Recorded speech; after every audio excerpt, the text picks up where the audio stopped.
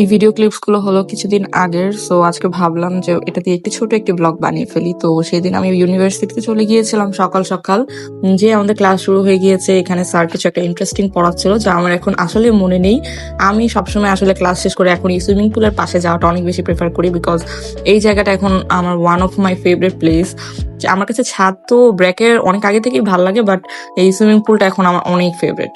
তো অনেকক্ষণ বসেছিলাম, ক্লাস শেষ করে ফ্রেন্ডদের সাথে আড্ডা আড্ডা দিলাম, দেন একটু নেমে যাচ্ছিলাম, পিছে একটু হাঁটাহাঁটি করব, যেহেতু আমাদের বাস ছাড়তে আরো অনেক বেশি টাইম বাকি ছিল। তো একটু নিচে হাঁটাহাঁটি করলাম। সেদিন অনেক বেশি গরম ছিল, আসলে দাঁড়ানো যাচ্ছিল না।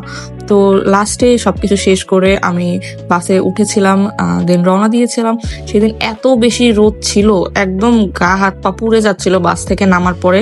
তো এই সুন্দর সিনারি দেখতে দেখতে আসলে আমি চলে আসছিলাম। আমাদের বাস নর্মালি ইসিবি চত্বর হয়ে মিরপুর 14 নম্বরে আমাদেরকে নামিয়ে দেয়। তো এরপরে বাসায় এসে কিছুক্ষণ রেস্ট নিয়েছিলাম। রেস্ট নিয়ে সন্ধ্যায় আবার বের হয়েছি, বনানী খানাজে গিয়েছিলাম আমি এবং আমার হাজবেন্ড। ওদের এই চিকেন লোডেড স্যান্ডউইচটি আসলে আমাদের দুজনের অনেক বেশি ফেভারিট ছিল, বাট এখনকার কোয়ালিটি এত ড্রপ করেছে, একদমই খেতে ভালো লাগেনি। তো কি আর করবো, মন খারাপ করে এরপরে গিয়েছিলাম মোমো খেতে মিরপুরে। এই মোমোটা আসলেই অনেক মজা। এটি হলো রাকিন সিটিতে। দেন একটু মালাই চা ট্রাই করেছিলাম। মালাই চা আমাদের দুজনের অনেক বেশি পছন্দ।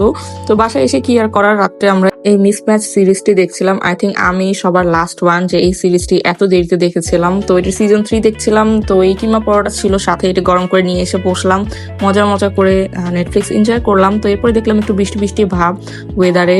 তো দ্যাট ওয়াজ ইট ফর